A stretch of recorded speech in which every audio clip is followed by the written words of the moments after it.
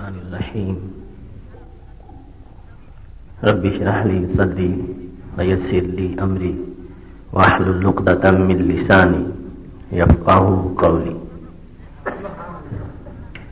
نحمده ونصلي ونسلم على رسوله الكريم أما بعد فأعوذ بالله من الشيطان الرجيم بسم الله الرحمن الرحيم ونزلنا عليك الكتاب تبيانا لكل شيء وهدى ورحمة وبشرى للمسلمين صدق الله العظيم وصدق رسوله النبي الكريم الأمين إن الله وملائكته يصلون على النبي يا أيها الذين آمنوا صلوا عليه وسلموا تسليما الصلاة والسلام عليك يا سيدي يا رسول الله وعلى آلك وأصحابك يا حبيب الله. اللہ تبارک و تعالی جل جلالہ وعم نوالہ واتم برہانہ وعظم شانہ کی حمد و ثنا اور حضور پر نور شافع یمن نشور احمد مجتبی جناب محمد مصطفیٰ صلی اللہ علیہ وآلہ واصحابہ وبارک وسلم کے دربار گہر بار میں ہدیہ درود و سلام عرض کرنے کے بعد نہایت ہی محتشم سامعین حضرات، رب ذوالجلال کے فضل اور توفیق سے آج ہمارے خطبہ جمعۃ المبارک کا موضوع ہے مسئلہ علم غیب، دوسری قسط۔ میری دعا ہے خالق کائنات جل جلالہ ہم سب کو قرآن و سنت کا فہم عطا فرمائے، ہم سب کو اسلامی عقائد اور احکام کو سمجھنے کی توفیق عطا فرمائے۔ محتشم سامعین حضرات، اس سے پہلی قسط میں آپ نے قرآن مجید کے چوتھے پارے کی ایک آیت کے بارے میں خطبہ جمعہ سماعت کیا۔ آج کی گفتگو مسئلہ علم غیب پر اس حیثیت سے ہے کہ ہم رسول اکرم صلی اللہ علیہ وسلم کے علم غیب کو جو عطائی مانتے ہیں تو اس عطا کا طریقہ اور ذریعہ کیا ہے؟ خالق کائنات جل جلالہ نے نبی اکرم صلی اللہ علیہ وسلم کو کس طرح یہ عطا فرمایا ہے؟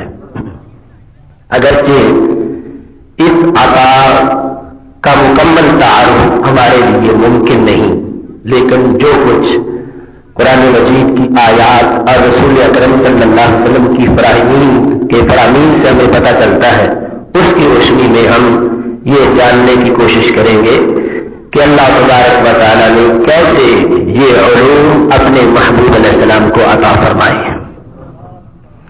قرآن مجید برہان رشید کی متعدد آیات میں نبی اکرم صلی اللہ علیہ وسلم کا علم غیب، اس کا تذکرہ اور اس کا بیان موجود ہے۔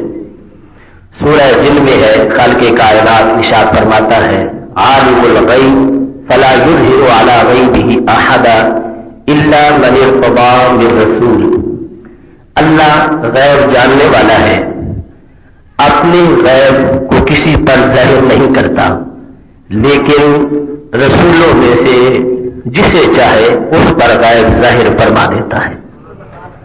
عالم الغیب فلا یظہر علی غیبہ احدا الا، اللہ غیب جاننے والا ہے اور غیب کا اظہار کسی پر نہیں کرتا۔ یہ قانون ہے کہ استثناء سے پہلے جس چیز کی نفی ہو بعد میں اسی کا ہی اثبات ہوتا ہے۔ آپ کلمہ اسلام پڑھتے ہیں لا الہ الا اللہ، تو لفظ الا جو ہے اس سے پہلے نفی کی جا رہی ہے اور بعد میں اثبات کیا جا رہا ہے۔ تو نفی جو ہے وہ الہ کی ہے، جھوٹے الہ کی نفی ہے، اللہ کے سوا کوئی معبود نہیں الا اللہ، تو اللہ کے بعد جو اس بات ہوا تو اللہ کے معبود ہونے کا اس بات ہوا، نہ کہ اللہ تعالی کی کسی اور جہت کا اس بات سمجھا جائے۔ لا الہ یہاں تک جو نفی ہے اس میں چونکہ نفی دیگر سے الوہیت کی ہے، تو آگے جو اس بات ہوگا اللہ کے لیے تو وہ اس بات الوہیت کا ہوگا کہ اللہ کے سوا کوئی معبود نہیں اور اللہ ہی معبود ہے، کوئی اور معبود نہیں مگر اللہ۔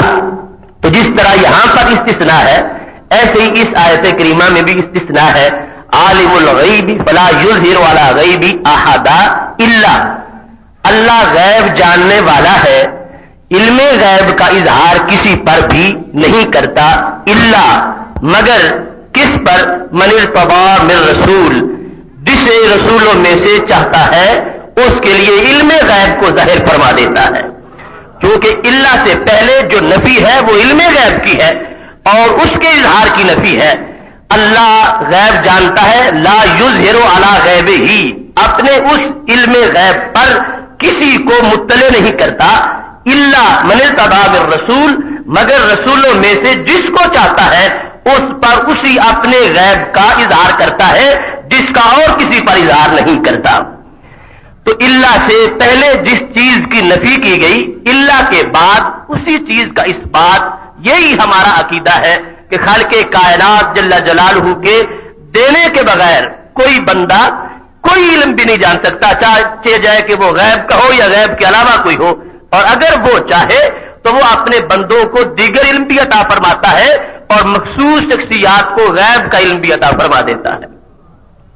ایسے ہی خالق کائنات سورہ آل عمران میں فرماتا ہے، ذالک من انباء الغیب نوحیہ الیک، یہ غیب کی خبریں ہیں، یہ غیب کی خبروں میں سے ہے جو ہم نے آپ کی طرف وحی کی ہے۔ تو خالق کائنات جل جلالہ نے اس مقام پر بھی غیب کا ذکر کر کے اس کی خبر کا ذکر کیا، اور خبر ایسی چیز ہے جب کسی چیز کی خبر آتی ہے ساتھ اس کا علم بھی آ جاتا ہے۔ کبھی ایسا نہیں ہوتا کہ بندے کو کسی بات کی خبر تو ہو مگر اس کا علم نہ ہو، یہ فرق کرنا خبر اور علم میں یہ نہایت ہی غیر معقول بات ہے۔ جب اللہ تبارک و تعالیٰ نے یہ فرما دیا کہ میں غیب کی خبر دے رہا ہوں تو پتا چلا کہ ساتھ ہی غیب کا علم بھی عطا کر رہا ہے، کیونکہ خبر بغیر علم کے ہو ہی نہیں سکتی۔ خبر اگر دنیا کے کسی واقعے کی ہے تو پھر جب خبر آئے گی اس واقعے کا علم آ جائے گا، اور اگر خبر جو ہے وہ غیب کے امور کی ہے تو جب خبر آئے گی تو ساتھ علم بھی ضرور آ جائے گا۔ لہذا لفظ خبر سے کوئی اس غلطے میں نہ پڑے کہ یہ خبر کا ذکر ہے، علم کا ذکر نہیں۔ پہلے باقاعدہ علم کا ذکر تھا اور یہاں پر خبر کا ذکر ہے، اور خبر جس وقت کسی کو معلوم ہوتی ہے، جس چیز کی خبر اس کا علم بھی آ جاتا ہے، اور چونکہ یہاں پر غیب کی خبر ہے لہذا جب غیب کی خبر آئے گی تو ساتھ غیب کا علم بھی آ جائے گا۔ تیسرے نمبر پر سورہ تکویر میں خالق کائنات ارشاد فرماتا ہے، وما هو علی الغیب بضنین، کہ میرے محبوب علیہ السلام غیب بتانے میں بخیل نہیں ہے، ان سے جو پوچھتا ہے یہ اطلاع دیتے ہیں۔ تفسیر خازن وغیرہ میں باقاعدہ طور پر اس کی شرح میں یہ کہا گیا کہ بخیل نہ ہونے کا مطلب یہ نہیں کہ ان کو آتا نہیں، بخیل کا مطلب یہ ہے کہ ان کو آنے کے بعد یہ اس کا موقع کے مناسب اظہار بھی کر دیتے ہیں، جس کے پاس کچھ ہو اور پھر نہ دے اس پر بخل کا الزام آتا ہے۔ تو خالق کائنات نے اس الزام کو دور کیا، فرمایا یہ غیب بتانے میں بخیل نہیں ہے، لہذا جب سوال کرنے والے کی حیثیت کو سامنے رکھتے ہیں کہ اس کو خبر دینے سے اگر فائدہ ہوگا نقصان نہیں ہوگا تو پھر اس خبر کا اظہار ضرور کرتے ہیں۔ میرے محبوب علیہ السلام علم کے معاملے میں ہرگز بخیل نہیں ہے۔ چوتھے نمبر پر خالق کائنات جل جلالہ نے یہ ارشاد فرمایا ہے، سورہ نساء میں ہے، وَعَلَّمَكَ مَا لَمْ تَكُنْ تَعْلَمْ، اللہ نے آپ کو علم دیا ہر اس چیز کا جس کو آپ نہیں جانتے تھے۔ ما لم تکن تعلم، جو بھی آپ کو معلوم نہیں، اللہ اس کا علم آپ کو اللہ نے عطا فرما دیا ہے۔ یہاں پر لفظ ما یہ عموم پر ہے، ما سے مراد قرآن و سنت کا علم ہے، ما سے مراد آسمان کے طبقات کا علم ہے، ما سے مراد زمین کے طبقات کا علم ہے، ماں سے مراد عالم دنیا کا علم بھی ہے، ماں سے مراد عالم برزخ کا علم بھی ہے، ماں سے مراد عالم آخرت کا علم بھی ہے، ماں سے مراد سمندر کی ہر ہر قطرے کا علم بھی ہے، ماں سے مراد صحرا کے ہر ہر ذرے کا علم بھی ہے۔ وَعَلَّمَكَ مَا لَمْ تَكُنْ تَعْلَمْ، جو بھی آپ نہیں جانتے تھے اللہ نے وہ سب کچھ آپ کو عطا فرما دیا ہے۔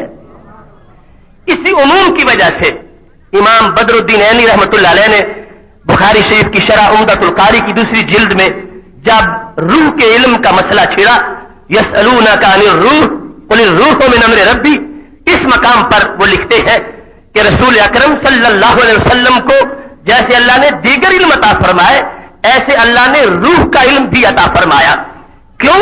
کہتے ہیں جل منصب النبی صلی اللہ علیہ وسلم وہوا حبیب اللہ وسید خلقہ ان یکون غیر عالم بالروح، کہنے لگے کہ نبی اکرم صلی اللہ علیہ وسلم اللہ کے محبوب بھی ہو اور ساری مخلوق کے سردار بھی ہو اور پھر روح کا علم نہ ہو، یہ آپ کی شان کے مناسب نہیں ہے۔ وکیفا، یہ کیسے ہو سکتا ہے؟ وقد من اللہ علیہ وقال وعلمک ما لم تکن تعلم، امام بدر الدین عینی کہتے ہیں جب اللہ نے یہ بھی احسان فرمایا ہے کہ جو بھی تمہیں نہیں آتا تھا میں نے وہ بتا دیا ہے، اس جو میں روح بھی موجود ہے، لہذا محبوب علیہ السلام کو اللہ نے روح کا علم بھی عطا فرمایا ہے۔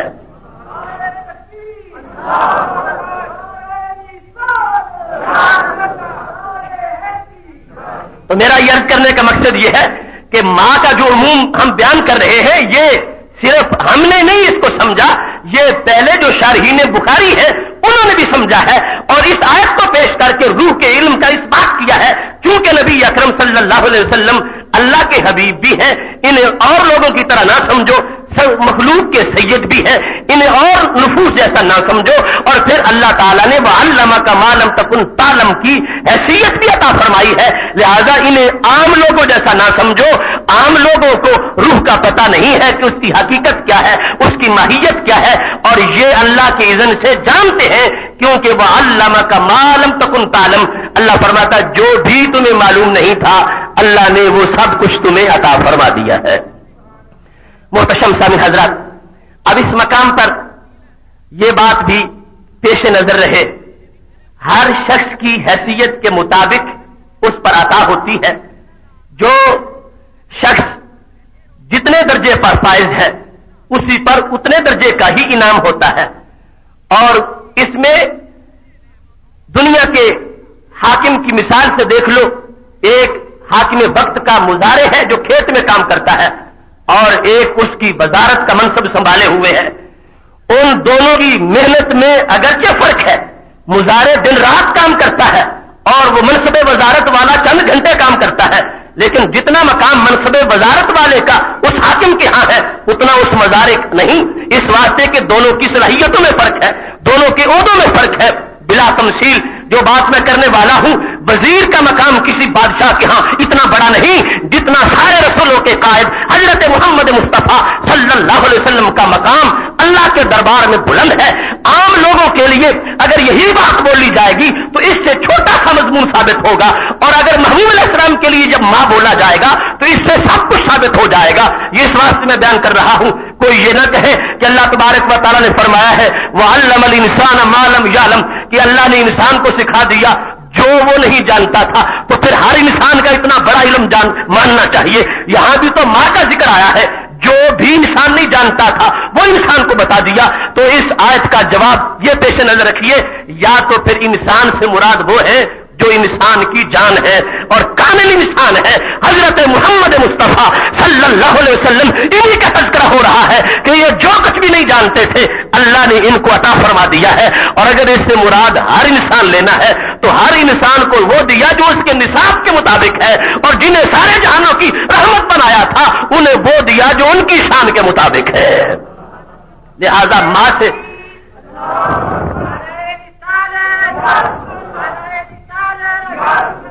چونکہ عام انسان کے لیے یہ ضروری نہیں کہ اسے ذرے ذرے کا علم ہو، اسے کائنات کے خواص کا علم ہو، اسے دوسرے طبقات کا علم ہو، اس کو نماز کا علم چاہیے، اس کو روزے کا علم چاہیے، اس کو زندگی گزارنے کے لیے اپنی معلومات چاہیے، اس کے لیے یہ اپنے انسان ہونے کے لحاظ سے تہذیب کی جو امور ہے یہ چاہیے. لہذا وہاں تو ماں خود بیان کر رہا ہے کیونکہ اصل میں نصاب عام انسان کا ہے، تو پھر عام انسان کو جو چاہیے تھا وہ عطا فرمایا. وَعَلَّمَكَ مَا لَمْ تَكُنْ تَعْلَمْ، یہ بات ان کی ہے جنہیں صرف رسول نہیں سارے رسولوں کا قائد بھی بنایا ہے اور سارے جہانوں کی رحمت بھی بنایا ہے. لہذا انہیں وہ علم دیا جو جہان پر رحمت کرنے کے تقاضوں کو پورا کرنے والا ہے. اور پھر رسول اکرم نور مجسم شفیع معظم صلی اللہ علیہ وسلم کا جو علوم اللہ نے نازل کیے، اللہ نے خود قرآن مجید میں متعدد آیات میں اس کا وصف بیان کیا اور پھر اس کو اپنے محبوب علیہ السلام کے لیے ثابت کر دیا. سورہ نحل میں ارشاد باری تعالی ہے وَنَزَّلْنَا عَلَيْكَ الْكِتَابَ تِبْيَانًا لِكُلِّ شَيْءٍ، ہم نے آپ پر ہر چیز کا بیان نازل کیا ہے. وہ کتاب ہم نے آپ پر نازل کی تبیانا لکل شے، جو ہر شے کا بیان ہے. قرآن مجید برہان رشید کہ یہاں پر اوصاف کا ذکر ہے تبیانا لکل شے وہدی ورحمۃ وبشریٰ للمسلمین. یہ تبیان بھی ہے، یہ ہدایت بھی ہے، یہ رحمت بھی ہے، یہ بشارت بھی ہے. اللہ تبارک و تعالی نے جو 4 وصف قرآن مجید کے اس مقام پہ بیان کیے ہیں ان میں سے پہلا وصف قرآن مجید کا یہ ہے کہ اللہ نے اس میں ہر چیز کا بیان کیا ہے. دوسرے نمبر پر ما کان حدیثا یفترا ولکن تصدیق الذی بین یدیہ وتفصیل کل شیء، سورہ یوسف میں ہے. خالق کائنات ارشاد فرماتا ہے یہ قرآن کوئی گھڑی ہوئی بات نہیں، یہ اللہ کا کلام ہے. یہ کیا شان رکھتا ہے؟ فرمایا اس کے 2 وصف بڑے بنیادی طور پر ہے. یہ تصدیق ہے پہلی کتابوں کی. اگر یہ کسی انسان کا کلام ہوتا، گھڑی ہوئی بات ہوتی، اس میں اتنا علم نہ ہوتا کہ پہلی ساری کتابوں کی تصدیق کرنے والا ہوتا. اور پھر تفصیل کل شے، ہم نے اس قرآن کو ہر شے کی تفصیل بنایا ہے. پہلی آیت جو تھی سورہ نحل کی 14ویں پارے کی، اس میں ہے تبیانا لکل شیء اور اس میں ہے تفصیل کل شیء، ہر چیز کی تفصیل اس میں کر دی ہے. اور پھر فرما ما فرطنا فی الکتاب من شیء، ہم نے سورہ انعام میں ہے کتاب میں کسی چیز کی کمی نہیں کی. ہم نے اس میں ہر چیز کثرت سے بیان کی ہے، تفصیل سے بیان کی ہے. اب یہ قرآن مجید برہان رشید کا تعارف ہے، قرآن مجید کا علم ہے. اس میں صرف نماز روزے کا مسائل کا بیان نہیں، صرف احکام عبادت کا بیان نہیں، احکام معاملات کا بیان نہیں. اللہ نے اس کو جامع اتنا بنایا ہے، اس میں ہر چیز کا ذکر ہے. یہ علیحدہ بات ہے. جن کے لیے احکام ضروری ہے انہیں آیات سے صرف احکام کی سمجھ آئے گی، اور جنہیں سارے جہانوں کی رحمت بنایا ہے انہیں اسی قرآن سے ذرے ذرے کا علم آئے گا. تفصیل کل شیء وتبیانا لکل شیء اور ما فرطنا فی الکتاب من شیء، یہ سارے عموم ہے اور اس بات کو واضح کر رہے ہیں کہ اللہ تبارک و تعالیٰ نے ہر چیز کا علم کل شے میں، ہر چیز آ گئی ہے، ہر چیز کا علم قرآن مجید میں رکھا اور قرآن مجید محبوب علیہ السلام پر نازل کر دیا. جن پہ نازل کیا ہے انہیں ہی اگر اس کی خبر نہ ہو تو پھر تو تنزیل کا فائدہ ہی ختم ہو جائے گا، پھر عمل ہی محمل اور لغو ہو جائے گا. اللہ حکیم ہے، قادر مطلق ہے، اس کا کوئی عمل بھی حکمت سے خالی نہیں ہوتا. لہذا اس نے علوم کو جمع کر کے وہ سارا قرآن اپنے محبوب پہ نازل ہی نہیں کیا بلکہ فرما دیا الرحمن علم القرآن، اس قرآن کی تعلیم خود اللہ نے اپنے محبوب علیہ السلام کو عطا فرما دی ہے. اب کل شے کے اندر لوح محفوظ بھی موجود ہے اور لوح محفوظ میں کیا کچھ ہے؟ قرآن مجید کہتا ہے کل صغیر و کبیر مستتر، ہر چھوٹی اور بڑی چیز کا ذکر لوح محفوظ میں موجود ہے. لا حبۃ فی ظلمات الارض ولا رطب ولا یابس الا فی کتاب مبین. فرمایا زمین کے اندھیروں میں کہیں کوئی اگر دانا بھی پڑا ہے اس کا علم بھی کتاب مبین میں ہے. ہر خشک کا علم ہے، ہر تر کا علم اس کتاب مبین میں موجود ہے. کتاب مبین سے مراد لوح محفوظ اگر لیا جائے تو اس لحاظ سے بھی محبوب علیہ السلام کے علوم کا اس میں بیان ہو جائے گا کتاب مبین سے قرآن مجید نہ بھی لیا جائے، لوح محفوظ لی جائے، اور لوح محفوظ بھی کل شے میں موجود ہے۔ جب ہر چیز کا علم دیا تو لوح محفوظ کا علم بھی دیا، اور لوح محفوظ میں ہر خشک و تر کا ذکر موجود ہے، ہر چھوٹی بڑی چیز کا ذکر موجود ہے۔ لہذا محبوب علیہ السلام کو اللہ تبارک و تعالیٰ نے ہر چیز کا علم عطا فرما دیا ہے۔ اس واسطے امام بوصیری رحمت اللہ علیہ نے کہا فَإِنَّ مِن جُودِكَ الدُّنْيَا وَضَرَّتَهَا، یا رسول اللہ صلی اللہ علیہ وسلم تمہارے جود سے دنیا بھی ہے آخرت بھی ہے، یہ ساری دنیا اس میں جو کچھ ہے یہ تمہارے فیضان کا ایک چھینٹا ہے اور تمہارے سخاوت کا ایک منظر ہے، اور جو کچھ عقبہ میں جنتیں ملیں گی اور انعامات ملیں گے وہی تمہارے صدقے میں ملیں گے۔ وَمِنْ عُلُومِكَ عِلْمَ اللَّوْحِ وَالْقَلَمِ، اللہ نے تجھے اتنے بڑے علم عطا کیے ہیں کہ آپ کے علم کے ایک حصے کا علم لوح ہے، ایک حصہ علم قلم ہے۔ اللہ تبارک و تعالیٰ نے آپ کو لوح محفوظ کا علم بھی عطا فرمایا ہے۔ جو کچھ خشک و تر ہے، چھوٹی بڑی چیز ہے، اس کا ذکر لوح محفوظ میں ہے، اور لوح محفوظ کے بارے میں فرما دیا وَكُلَّ شَيْءٍ أَحْصَيْنَاهُ فِي إِمَامٍ مُبِينٍ، سورہ یاسین کے اندر ہر چیز کا ذکر اس میں موجود ہے، اور ہر چیز جس وقت علم دیا گیا محبوب علیہ السلام کو ہر چیز کا ان اشیاء میں سے ایک ہے لوح محفوظ بھی تھی، لہذا لوح محفوظ میں جو کچھ ہے اس کا علم بھی اللہ تبارک و تعالیٰ نے محبوب علیہ السلام کو عطا فرما دیا ہے۔ اور اس میں کوئی یہ نہ سمجھے کہ لوح محفوظ اگر رسول پاک صلی اللہ علیہ وسلم کے علم میں ہے تو پھر اللہ تعالیٰ کے علم کے ساتھ برابری لازم آ جائے گی۔ خالق کائنات جل جلالہ کا علم ہرگز لوح محفوظ میں بند نہیں ہے۔ لوح محفوظ جتنی بھی بڑی ہو بالآخر اس کی کوئی نہ کوئی حد ہے، اور اللہ کے علم کی کوئی حد نہیں ہے۔ یہ ہم باقاعدہ ایک جمعے کا موضوع رکھیں گے انشاءاللہ کہ اللہ کے علم میں اور مخلوق کے علم میں فرق کتنا ہے۔ تمام لوگوں کا علم جو ہے وہ میرے محبوب علیہ السلام کے علم کے مقابلے میں یوں ہی ہے جیسے ایک قطرہ سمندر کے مقابلے میں ہو، اور میرے محبوب علیہ السلام کا علم اللہ کے علم کے مقابلے میں یوں ہی ہے جیسے ایک قطرہ سمندر کے مقابلے میں ہو۔ لہذا ہرگز کسی طرح کی کوئی مساوات نہیں ہے۔ لوح محفوظ اللہ تعالیٰ کا جمی علم نہیں ہے، بلکہ خالق کائنات جل جلالہ اس کے علاوہ بھی علم رکھتا ہے، اور میرے محبوب علیہ السلام کو اللہ نے لوح محفوظ کا علم بھی عطا فرما دیا ہے۔ محتشم سامعین حضرات، آپ دیکھیے یہ اللہ کی طرف سے علم کی عطا کا ایک طریقہ ہے کہ قرآن مجید برہان رشید میں علم جمع کر دیا، اور وہ قرآن پھر اپنے محبوب علیہ السلام کو خود پڑھا دیا، اور اس انداز میں پڑھایا ہے سنقرئک فلا تنسى الا ما شاء اللہ، ہم تجھے پڑھائیں گے آپ بھولیں گے نہیں مگر جو اللہ چاہے گا۔ اس سے بھی ہمارا عقیدہ واضح ہو رہا ہے کہ ہم اگر کسی مقام پر محبوب علیہ السلام نہیں بول رہے حکمت کے پیش نظر ہے یا اللہ کی طرف سے پابندی کی وجہ سے ہے، اور یہ ہمارے عقیدے کا حصہ ہے۔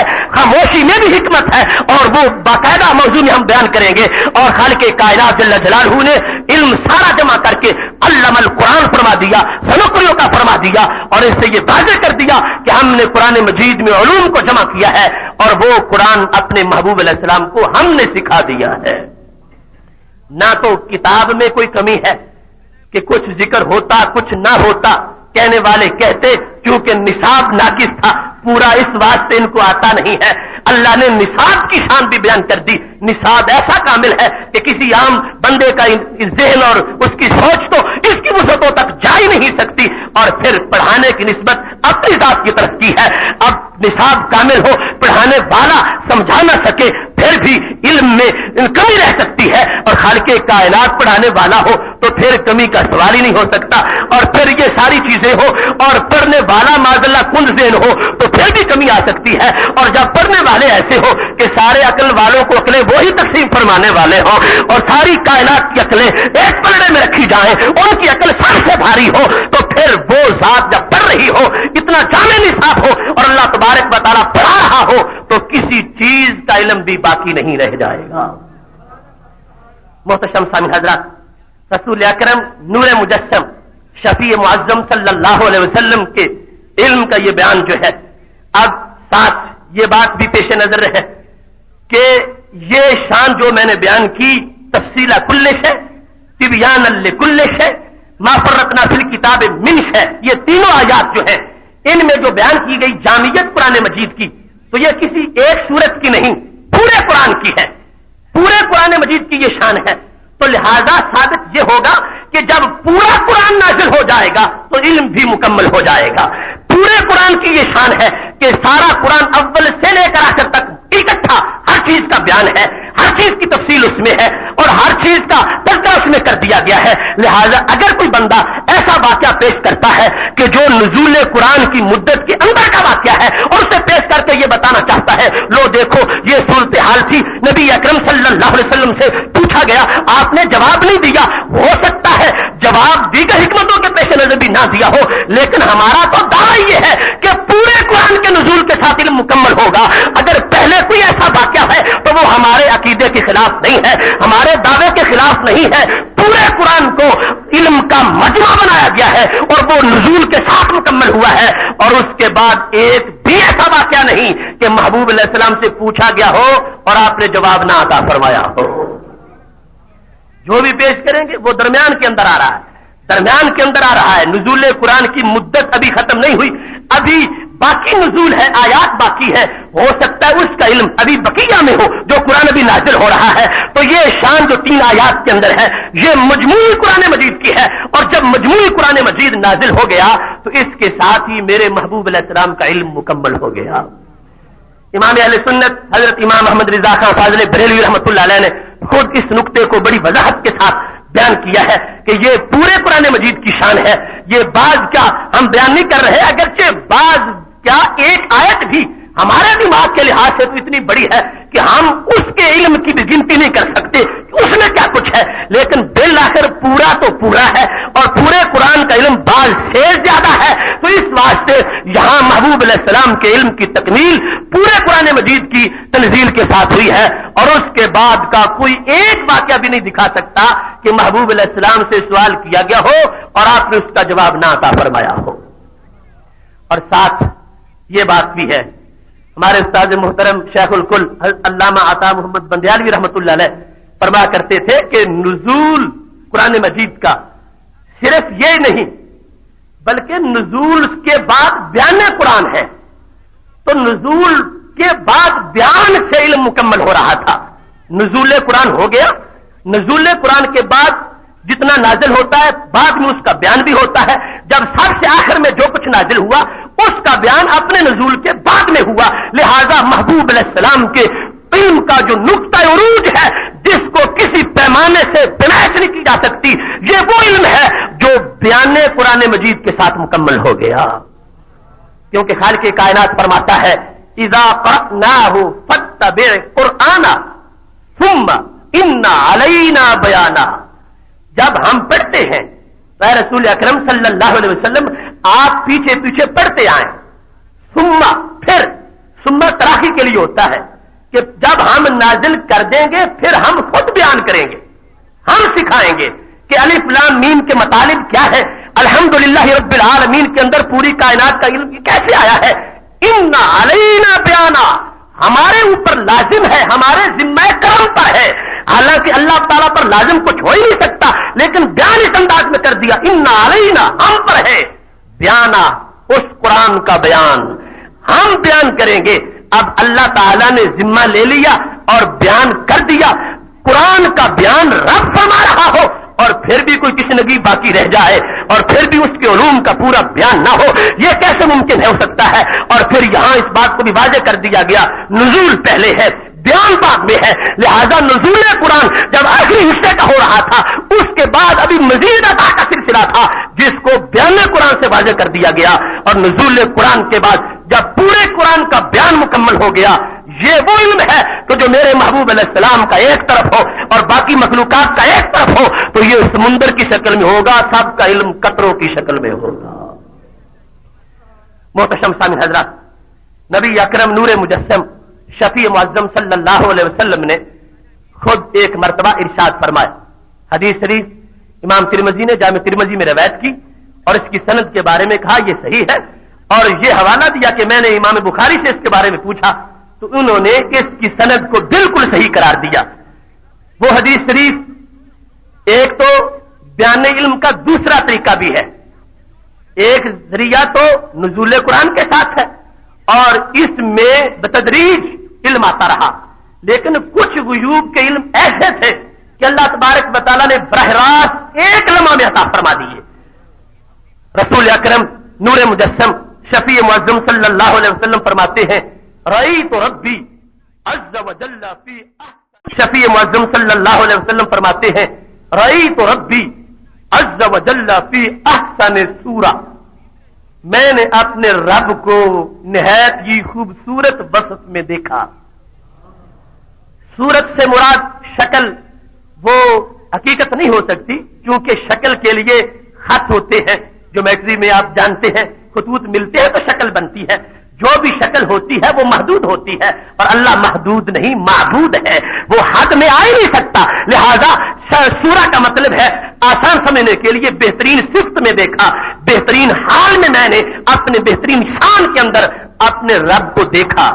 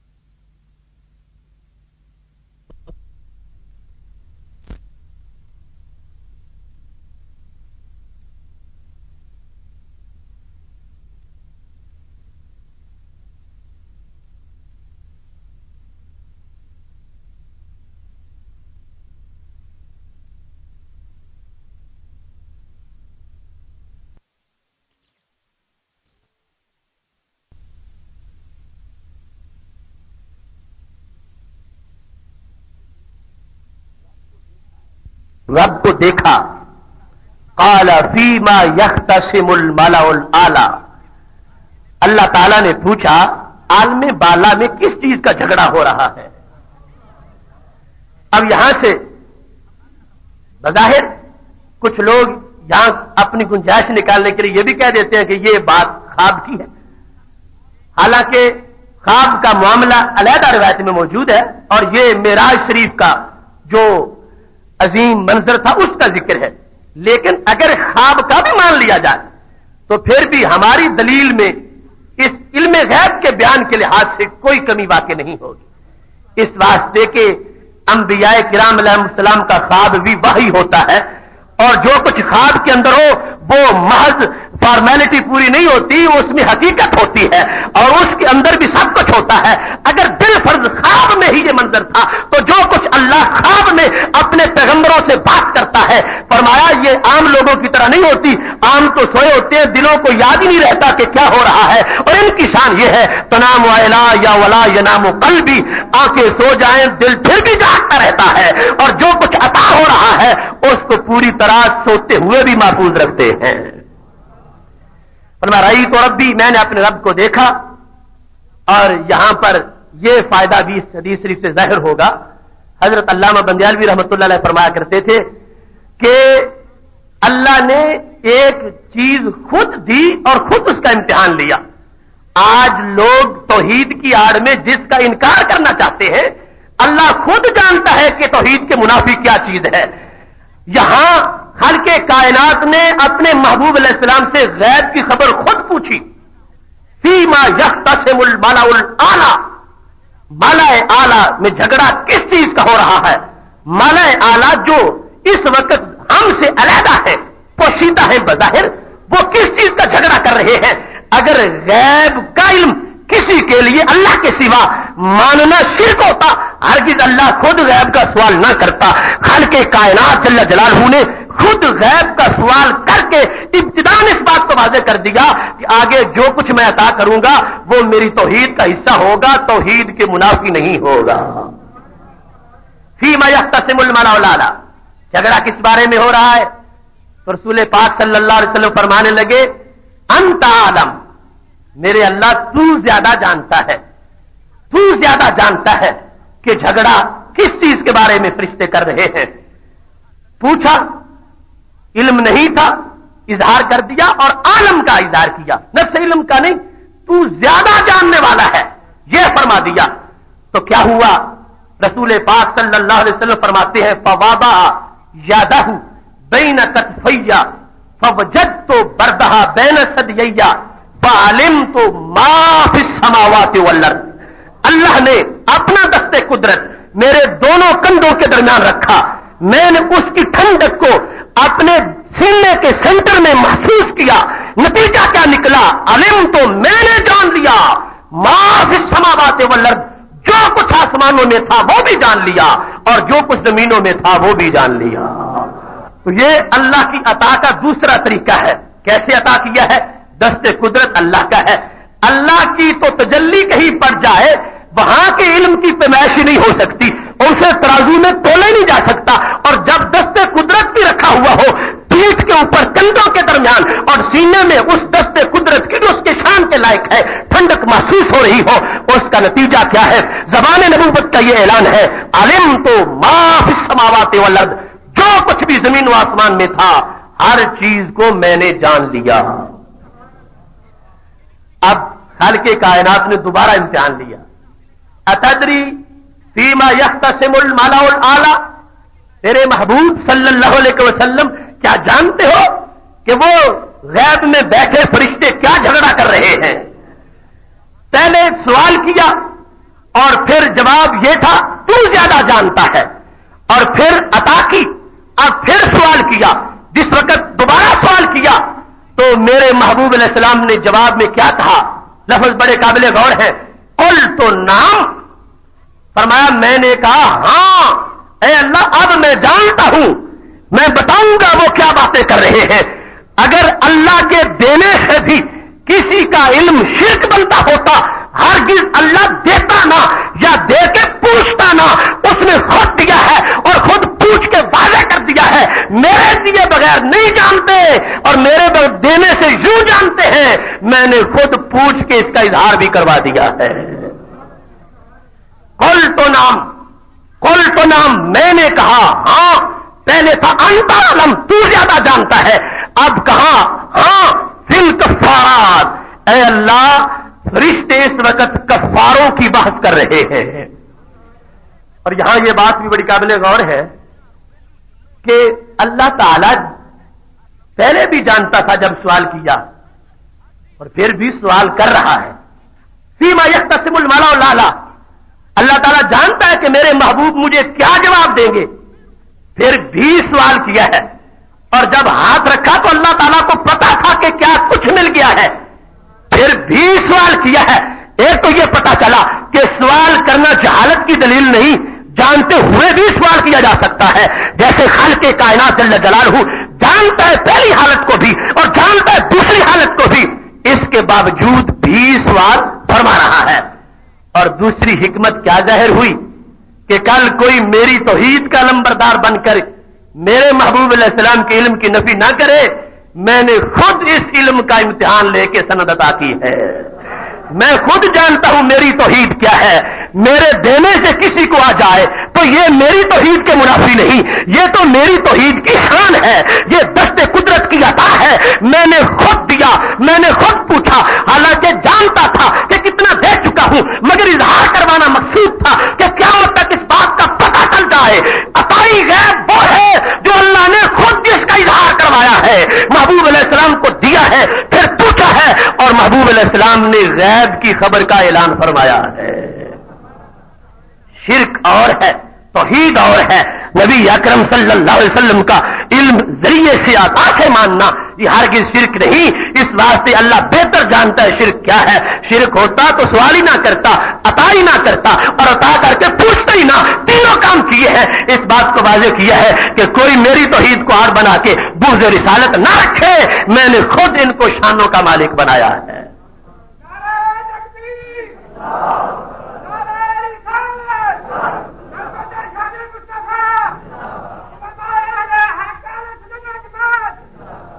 ثم تلا، جب یہ لفظ بیان کیے تو پھر ساتھ ایک آیت بھی پڑھی، نبی اکرم صلی اللہ علیہ وسلم نے آیت بھی بطور دلیل پڑھی، حالانکہ خود جو فرما رہے ہیں اس میں بھی کوئی کمی نہیں، لیکن آخر قرآن تو قرآن ہے.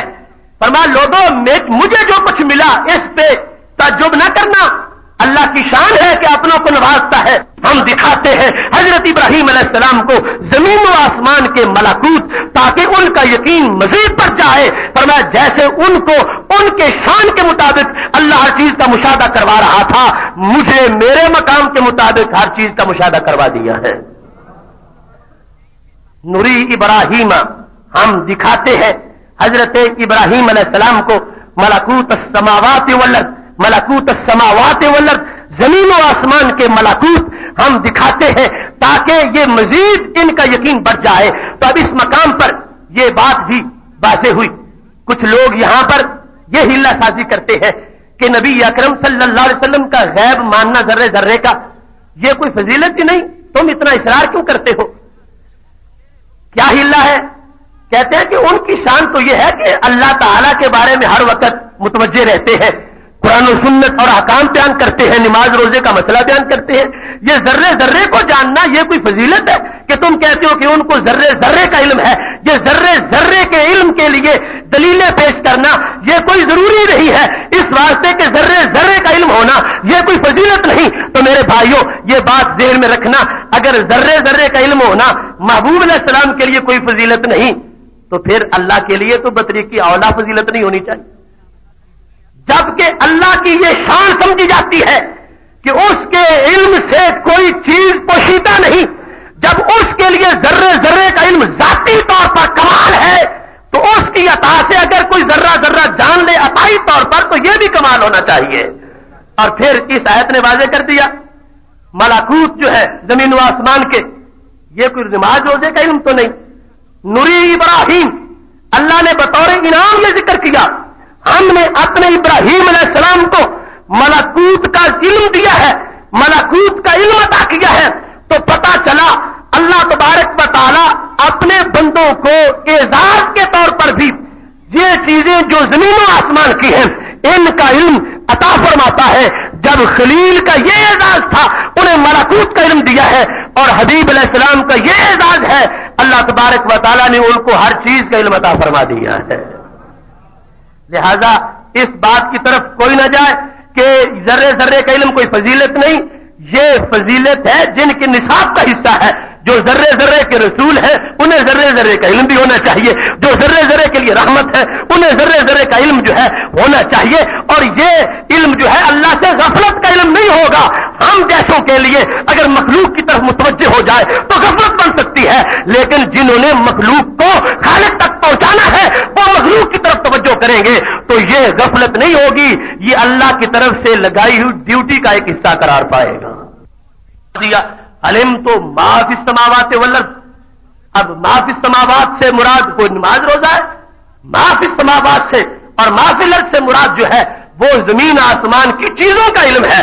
سماوات کے جتنے طبقے ہیں ہر ہر آسمان کا علم ہے، اور زمین کی جتنی گہرائیاں ہیں ہر ہر ذرے کا علم ہے. اور یہ علم اللہ تبارک و تعالی بطور انعام دے رہا ہے، نوازش کے طور پر اس کو ظاہر کر رہا ہے. لہذا یہ ایک فضیلت ہے جو اللہ تبارک و تعالی نے اپنے محبوب علیہ السلام کو عطا فرمائی ہے. اور یہاں پر ما فی السماوات والارض، حضرت شیخ عبدالحق محدث دہلوی رحمۃ اللہ علیہ اس کا ترجمہ کرتے ہوئے کہتے ہیں عبارت از حصول تمام علوم جزوی و کلی، کہ یہ جو ما فی السماوات کا ذکر کیا جا رہا ہے یہ اس سے عبارت ہے کہ اللہ تبارک و تعالیٰ نے اپنے محبوب علیہ السلام کو ہر ہر جزوی کا علم بھی عطا فرما دیا اور ہر ہر کلی کا علم بھی عطا فرما دیا. اور پھر انہوں نے فرق کیا تفاوت درمیان عید و روایت کہ ایک ہے حضرت خلیل علیہ السلام کا ملکوت کو دیکھنا اور دوسرا ہے رسول پاک صلی اللہ علیہ وسلم کا زمین و آسمان کو جاننا. ان دونوں میں فرق کیا ہے؟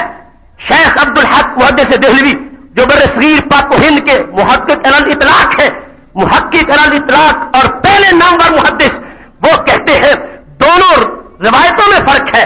محبوب علیہ السلام کا دیکھنا اور طرح کا ہے، حضرت خلیل علیہ السلام کا دیکھنا اور طرح کا ہے. خلیل علیہ السلام نے کیا دیکھا؟ کہتے ہیں خلیل علیہ السلام ملک زمین و آسمان دید. حضرت خلیل علیہ السلام نے زمین و آسمان کا صرف ملک دیکھا. وہ حبیب علیہ السلام ہر چے حال در زمین و آسمان از ذوات و صفات و ظواہر و بواطن ہمارا دین. کہ ادھر خلیل علیہ السلام نے تو صرف زمین و آسمان کو دیکھا اور حبیب علیہ السلام نے ہر زمین کے اندر ہر آسمان کے اندر جو ذات تھی اسے بھی دیکھا, جو صفت تھی اسے بھی دیکھا, جو کچھ ظاہر تھا اسے بھی دیکھا اور جو کچھ باطن تھا اسے بھی دیکھ لیا. فرمایا چونکہ فرق ہے دونوں کے مقامات میں. حبیب علیہ السلام کے مقام کا تقاضا اور ہے, خلیل علیہ السلام کے مقام کا تقاضا اور ہے. یہ خلیل علیہ السلام نے یوں دیکھا جیسے جہاز کی نچلی پرواز سے کوئی کسی شہر کو دیکھ لے تو یہ ایک ڈھانچہ سامنے آیا ہے, یہ نہیں پتا چل رہا کہ 10 منزلہ پلازے کے اندر جو دفاتر ہے ان کی صحت کے اندر جو بیگ پڑا اس میں کیا ہے, صرف بظاہر ظاہر کو دیکھا. اور حبیب علیہ السلام کی رویت کی مثال یہ ہے, ہر چے حالیت از ذوات و صفات و ظواہر و بواطن ہمارا دین. جو کچھ زمین کے اوپر ظاہر ہے وہ بھی دیکھا اور جو لاکھ پردے میں ہے وہ بھی دیکھا, جو آسمان پہ ظاہر ہے وہ بھی دیکھا, جو کچھ پردے میں ہے وہ بھی دیکھا, جو کسی بندے کے چہرے پر ہے وہ بھی دیکھا اور جو اس کے دل کے اندر ہے وہ بھی دیکھ لیا.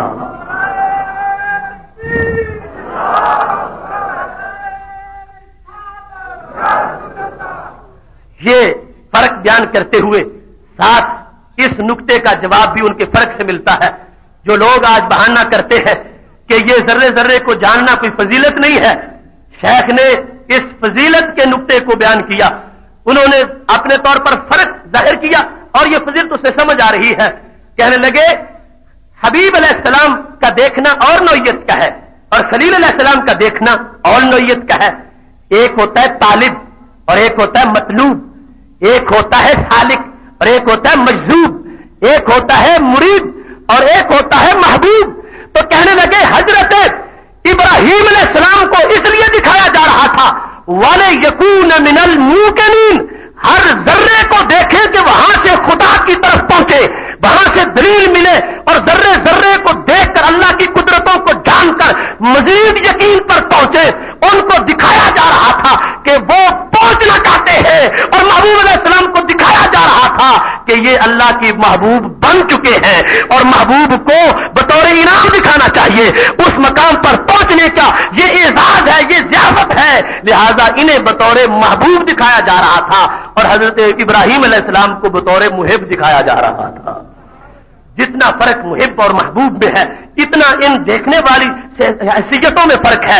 حضرت خلیل علیہ السلام نے دیکھا تاکہ اللہ کی بارگاہ میں قرب کے آخری مقام تک پہنچے, ان کو اس لیے دکھایا جا رہا ہے. اور محبوب علیہ السلام کو اس لیے ہر چیز کا علم دیا گیا ہے کیونکہ یہ محبوب ہے, لہذا اب ان کا مقام یہ ہے کہ اپنا سب کچھ ان کو دکھانا چاہیے.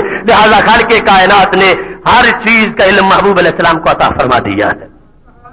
اب یہ شیخ محقق تو الحضرت فاضل بریلوی رحمۃ اللہ علیہ سے بہت زمانہ پہلے کے ہیں.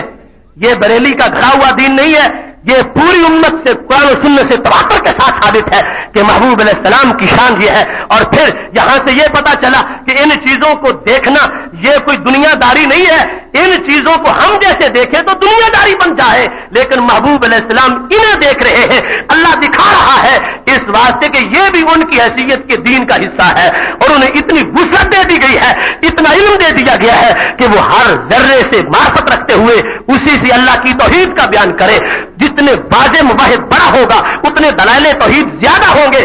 محبوب علیہ السلام وہ مواحد ہیں جو ان گنت دلائل سے اللہ کی توحید کو بیان کرتے ہیں. اور ان گنت دلائل کیسے ہیں؟ ان کو اللہ نے یہ علم دیا ہر ذرے سے توحید ثابت کر سکتے ہیں اور ہر ذرے سے توحید تب ثابت ہوگی جب ہر ذرے کا علم بھی عطا فرمایا جائے گا. لہذا بغض اور ہے اور اس پر یہ لیبل لگانا چاہتے ہیں کہ یہ کوئی فضیلت نہیں ہے. یہ بخاری کا ایک شارح ہے, اس نے یہ منکرین میں سے اس بات کی طرف وہ کافی لکھتا رہا کہ یہ کوئی فضیلت ہی نہیں ہے جس کو یہ اہل سنت ثابت کرنے کی کوشش کرتے ہیں. تو حضرت شیخ عبدالحق نے کیسی فضیلت بیان کی کہ یہ تو اتنی بڑی فضیلت ہے کہ حضرت ابراہیم علیہ السلام کے نصاب میں بھی ایسی نہیں آئی جو اللہ نے اپنے حبیب علیہ السلام کو عطا فرمائی ہے.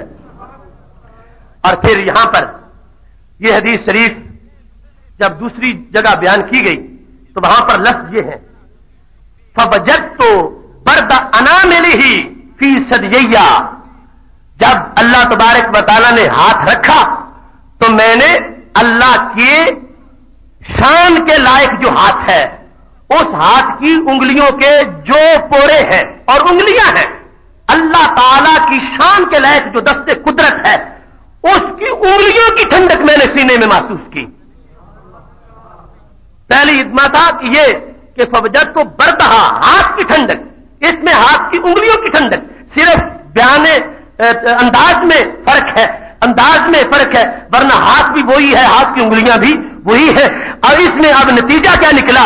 فرمایا فتجلی لی کل شیء، اللہ تعالیٰ نے جب ہاتھ رکھا تو ہر چیز کائنات کی میرے سامنے روشن ہو گئی۔ وہاں تھا فعلمت ما فی السماوات والارض، اور یہ ہے فتجلی لی کل شیء۔ ترمذی نے دونوں کی سند کے مطابق امام بخاری کے قول کے مطابق صحیح ہونے کا قول کیا، علمت ما فی السماوات والارض، یہ بھی عطا کا ایک طریقہ ہے۔ تجلی لی کل شیء، اللہ کا دست قدرت جو ہے اس کی وجہ سے کیا ہوا؟ ہر چیز میرے لیے روشن ہوگی، جہاں جہاں کسی چیز کا مقام تھا وہ مجھ سے اپنے آپ کو چھپا نہ سکی۔ اللہ کے ہاتھ کا کمال ہے کہ ہر چیز میری آنکھوں کے سامنے روشن ہو گئی۔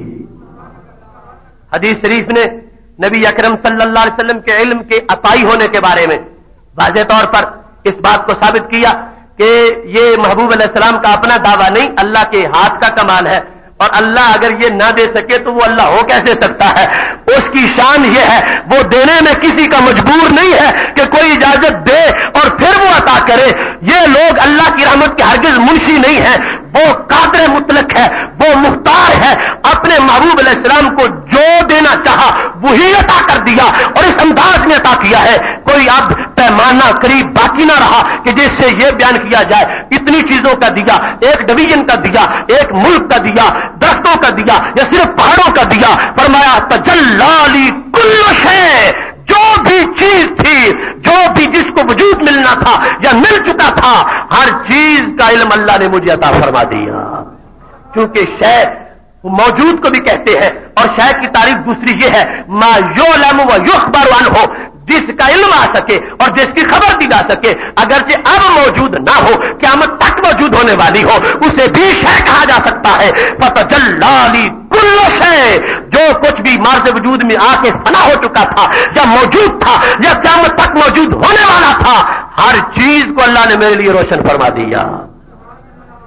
اب کل شیء جب آ گیا تو شے میں زمین بھی ہے، آسمان بھی ہے، اور اسی شے میں لوح محفوظ بھی ہے۔ من علوم کا علم اللوح والقلم، امام بوصیری اپنی طرف سے نہیں بول رہے، اسی کا ترجمہ کر رہے ہیں۔ تجلی لی کل شیء، جب ہر چیز روشن ہو گئی تو ہر چیز کے اندر لوح محفوظ بھی روشن ہو گئی، اور لوح محفوظ کے بارے میں تو سب کا عقیدہ ہے، اس میں سب کچھ لکھا ہوا ہے۔ جب اس میں سب کچھ لکھا ہوا ہے تو وہ میرے محبوب علیہ السلام کا سب کچھ پڑا ہوا بھی ہے۔ تجلی لی کل شیء، ہر چیز روشن ہوئی۔ اور کچھ لوگوں کا یہ خیال ہے کہ تجلی آئی پھر چمک ختم ہو گئی، اور ایک مرتبہ آ گیا پھر ختم ہو گیا۔ اگرچہ اس کا تفصیلی بیان انشاءاللہ پھر ہوگا، لیکن جو بات وہ کریں پکڑے جائیں گے۔ اگر ایک مرتبہ ہر چیز کو غیب پورے کو جاننا یہ شرک نہیں تو پھر بار بار جاننا بھی شرک نہیں ہوگا۔ اگر شرک ہے تو پھر تھوڑا سا بھی شرک ہے، اگر شرک نہیں تو پھر سارا بھی شرک نہیں۔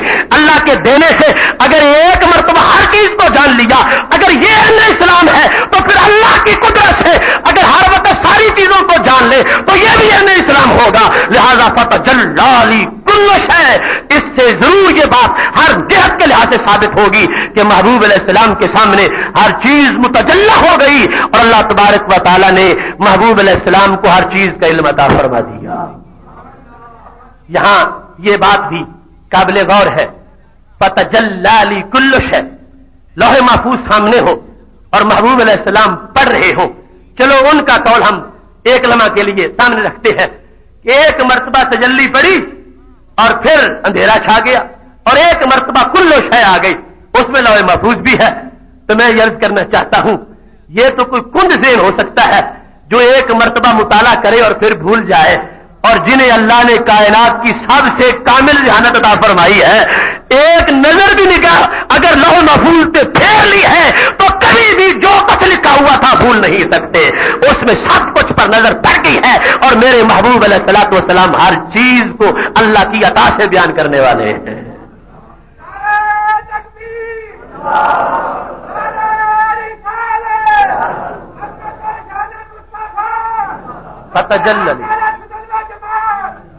فتجلی کل شیء، ہر چیز متجلی ہوئی، لوح محفوظ بھی. اور لوح محفوظ کا متجلی ہونا یہ میں نے ان کے قول کے مطابق بھی اس کی وضاحت کر دی، ورنہ یہاں محبوب علیہ السلام کی خدمت میں تو ہر وقت یہ دنیا موجود رہتی ہے اور حاضر رہتی ہے، اس کا علیحدہ انشاءاللہ ہم بیان کریں گے. لیکن یہاں یہ بات بڑی توجہ کے ساتھ سن لیجئے کہ یہ وہ محبوب علیہ السلام ہے جن کی ذہانت کا عالم یہ ہے. بخاری شریف میں ہے، حضرت ابو ہریرہ رضی اللہ تعالیٰ عنہ کہنے لگے یا رسول اللہ صلی اللہ علیہ وسلم اسمع منک حدیثا کثیرا، آپ سے بہت زیادہ حدیثیں سنتا ہوں، انسا ہوں، وہ بھول جاتا ہوں. ایک یہ ہے کہ نارمل ذہانت ہو اور اس پر اضافہ ہو، نہیں یہاں پر ذکر ہو رہا ہے تو میں تو نسیان کا مریض ہوں، میری نارمل ذہانت بھی نہیں، سنتا ہوں بھول جاتا ہوں. عام صحابہ جیسا بھی میں نہیں کر سکتا، سنتا ہوں بھول جاتا ہوں. باقاعدہ امام اسقلانی نے اس کی وضاحت کی ہے کہ یہ کہہ رہے تھے میں ساری یاد رکھوں یہ تو بڑی دور کی بات ہے، عام نارمل سی ذہانت ہو یہ تو بڑی دور کی بات ہے، میں تو کثیر نسیان والا ہوں، مریض ہوں نسیان کا. تو میرے محبوب علیہ السلام نے کہا ابسط ردا کا، اپنی چادر بچھا لو. پھر خالی ہاتھ چادر پہ ڈالا ہے، ضمہ الیک، اب اس کو سینے سے لگا لو. ابو ہریرہ کہتے ہیں لن سا بعد ہو، پھر پوری زندگی کبھی بھولا ہی نہیں ہو.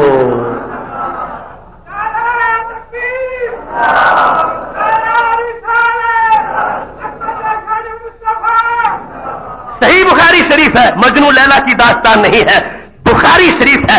اور یہ بات بھی اگر بیان کرنے نکلوں تو شام ہو جائے گی. یہ ہاتھ ابھی خالی تھے، باقاعدہ راوی نے اشارہ کر کے ہاتھوں کو ملا کے کہا کہ یوں ہاتھ بھر کے رکھا. اور ماننے کا نام بھی یہ ہے، ابو ہریرہ نے یہ نہیں کہا ہاتھوں میں ہے تو کچھ نہیں، کس چیز کو سینے سے لگاؤ. ماننا کہتے اس کو ہے، کہا کچھ نظر آ رہا ہے پھر بھی، نظر نہیں آ رہا پھر بھی. جن کے خالی ہاتھ اتنا دیتے ہوں ان کے بھرے ہوئے ہاتھ کتنا عطا فرماتے ہوں گے. خالی ہاتھ چلو بھر کے رکھا ہے. اور یہ ہے صحابی کا یقین. یہ نہیں آگے سے اعتراض کیا پیغمبر یہ کوئی معاذ اللہ آج کا کوئی بدھو ہوتا تو یہ جو ایک طبقہ ہے کہتے کہ ہم سے مذاق ہو رہا ہے، خالی ہاتھ ہے، کیا رہا ہے سینے سے لگاؤ، کیا لگائیں. نہیں، یہ صحابی تھے، یقین تھا کہ یہ کوئی معاذ اللہ کسی قسم کی کاروائی نہیں، یہ حقیقت ہے. لہذا اگرچہ خالی ہاتھ تھے اسے حقیقت سمجھا. کہتے ہیں میں نے سینے سے لگایا. اب پہلے نسیان کا مریض تھا، اب صرف حافظہ ہی نہیں ملا، وہ حافظہ ملا ہے کہ سارے صحابہ سے بڑھ کر پہلے نمبر پر 5000 سے زیادہ کس نے حدیثیں روایت کی ہیں انہیں امام ابو ہریرہ کہا جاتا ہے. اب محتشم سامعین حضرات، یہ بات ضمن عرض کر رہا ہوں کہ یہ خالی ہاتھ ہے.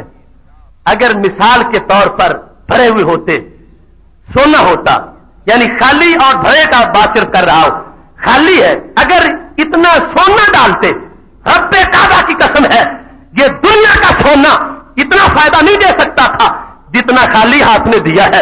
وہ سارے سونے کے کشتے بنا کے حضرت ابو ہریرہ کھا جاتے، پھر بھی حافظہ نہ ملتا جو خالی ہاتھوں نے عطا فرمایا ہے.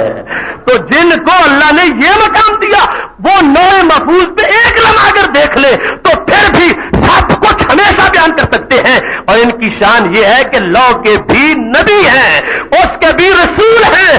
وہ کہاں جائے گی چھپ کے، ان کے سامنے موجود ہے. جب چاہتے ہیں نظر کرتے ہیں، جب چاہتے ہیں بغیر نظر کے بیان کر دیتے ہیں. اللہ تبارک و تعالیٰ نے ہر چیز کا علم عطا فرمایا ہے. اس واسطے حضرت عمر رضی اللہ تعالیٰ عنہ نے واضح کہہ دیا، بخاری شریف میں ہے، کان رسول اللہ صلی اللہ علیہ وسلم فینا مقامن. ایک جگہ نبی اکرم صلی اللہ علیہ وسلم کھڑے ہو گئے، موضوع علم غیب کا تھا. مضمون کہاں سے شروع کیا؟ اخبرنا عن بدء الخلق، مخلوق کی آفرینش کے آغاز سے موضوع شروع کر لیا. نبی اکرم صلی اللہ علیہ وسلم تو پہلی مخلوق ہے، آپ کے بعد جو کچھ پیدا ہوا دوسرے نمبر پر اس سے لے کر کہاں تک بیان کیا؟ داخل اہل الجنت منازلہم واہل النار منازلہم، یہاں تک کہ قیامت اور پھر حساب، اور اس کے بعد جنتی جنت میں چلے گئے، جہنمی جہنم میں چلے گئے۔ یہ سارا مضمون نبی اکرم صلی اللہ علیہ وسلم نے مخلوق کی آفرینش کے آغاز سے موضوع شروع کر لیا۔ نبی اکرم صلی اللہ علیہ وسلم تو پہلی مخلوق ہے، آپ کے بعد جو کچھ پیدا ہوا دوسرے نمبر پر اس سے لے کر کہاں تک بیان کیا؟ داخل اہل الجنت منازلہم واہل النار منازلہم، یہاں تک کہ قیامت اور پھر حساب، اور اس کے بعد جنتی جنت میں چلے گئے، جہنمی جہنم میں چلے گئے۔ یہ سارا مضمون نبی اکرم صلی اللہ علیہ وسلم نے بیان کیا، اور حضرت عمر رضی اللہ تعالیٰ عنہ کا یہ عقیدہ نہیں ہے کہ یہ کوئی فضیلت نہیں ان چیزوں کو جاننا، بلکہ فضیلت سمجھ کر بیان کر رہے ہیں کہ اگرچہ یہ پہلے سے لے کر آخرت کی خبریں، یہ نماز روزے کی خبر نہیں ہے، یہ نکاح طلاق کی خبر نہیں ہے، یہ اس سے علاوہ حالات ہیں، واقعات ہیں، بقائے ہیں، اجسام کی خبریں ہیں، چیزوں کی خبریں ہیں، ذرے ذرے کا بیان ہے، بندے بندے کا ذکر ہے، ان کا کفر، ان کا ایمان، ان کی دنیا، ان کی برزخ، ان کی جنت، ان کے دوزخ، ہر چیز کا بیان ہے۔ حضرت عمر رضی اللہ تعالیٰ عنہ کہتے ہیں ہمارے محبوب علیہ السلام کا اتنا علم تھا، سب کچھ بیان کر دیا۔ حافظ ذالک من حافظہ ونسی من نسیہ، فرمایا جس نے جتنا یاد رکھا یاد رکھا، جو بھول گیا بھول گیا۔ ہمارے محبوب علیہ السلام نے سب کچھ بیان فرمایا تھا۔ یہ حضرت عمر رضی اللہ تعالی عنہ کا قول، ان کا عقیدہ بخاری شریف میں ہے، اور اس سے یہ ساری جہاد واضح ہو رہی ہے کہ ان چیزوں کا علم فضیلت بھی ہے اور نبی اکرم صلی اللہ علیہ وسلم کو حاصل بھی ہے۔ اور یہ بھی کوئی نہ سمجھے کہ ایک محفل میں سارا بیان کس طرح ہو سکتا ہے، وقت اور وقت کی وسعت اور اس کو روکنا اور اس کو پھیلانا اور تھوڑے میں سب کچھ عطا کرنا، یہ سارے انہی کے کمالات ہیں۔ لہذا مخلوق کے آغاز سے لے کر قیامت کے آنے تک اور اس کے بعد کے فیصلوں تک سب کچھ بیان کیا ہے۔ حافظ ذالک من حافظہ، حضرت عمر رضی اللہ تعالیٰ عنہ کہتے ہیں جس نے یاد رکھا اس نے یاد رکھا، جو بھولا وہ بھولا۔ محبوب علیہ السلام نے کوئی کمی نہیں کی اور ہر چیز کی خبر ہمیں عطا فرمائی ہے۔ یہ ہو بہو اہل سنت کے عقیدے کی ہر جہت صحابہ سے ثابت ہو رہی ہے۔ اگر یہ شرک عقیدہ ہوتا، حضرت عمر رضی اللہ تعالیٰ عنہ سے بڑا شرک پر کلہاڑی جلانے والا کون ہے؟ فوراً دوسروں کو بھی روکتے، خود بیان کر رہے ہیں تو پتا چلا اللہ تعالیٰ کی عطا سے یہ ماننا شرک نہیں، حالانکہ یہاں عطا کا بجائے ذکر بھی نہیں، پھر بھی وہ بیان کر رہے ہیں، اور اسی عقیدے کی بنیاد پر جو دیگر مقامات پر موجود ہے۔ اور اس میں ہم جو کہتے ہیں کہ ان کو ما کانا کا علم بھی تھا اور ما یکون کا علم بھی تھا، وہ دونوں باتیں موجود ہیں۔ اخبارنا ام بدء الخلق، مخلوق جب سے پیدا ہونا شروع ہوئی اس وقت سے لے کر آج تک، جب حضرت عمر رضی اللہ تعالیٰ عنہ بیان کر رہے تھے اور محبوب علیہ السلام نے بیان کیا، یہ سارے کا سارا ماکانہ تھا۔ اور حتیٰ داخل اہل الجنت منازلہم واہل النار منازلہم، یہ سارا ما یکون تھا جو مستقبل میں ہونے والا ہے۔ تو حضرت عمر رضی اللہ تعالیٰ عنہ نے واضح طور پر کہہ دیا کہ نبی اکرم صلی اللہ علیہ وسلم نے ہمیں ما کان کا علم بھی عطا فرمایا اور ما یکون کا علم بھی عطا فرمایا۔ آگے جس کی جتنی کیپیسٹی تھی، صلاحیت تھی، جو جو یاد رکھ سکا وہ آگے روایت کرتا رہا، بیان کرتا رہا، اور سارے کا سارا محبوب علیہ السلام کو ہی آتا ہے، اور محبوب علیہ السلام اللہ کی عطا سے اس کا بیان فرماتے رہے۔ انشاءاللہ تبارک و تعالی ہمارا یہ موضوع جو ہے اس کے ابھی تقریباً 10-12 قسطیں انشاءاللہ ہوگی، اور آپ سے علماء اہل سنت کی جیتی جاگتی تقریروں کا مرکز الفاروق کیسٹ ہاؤس، خیالی اڈا، گجرانوالہ۔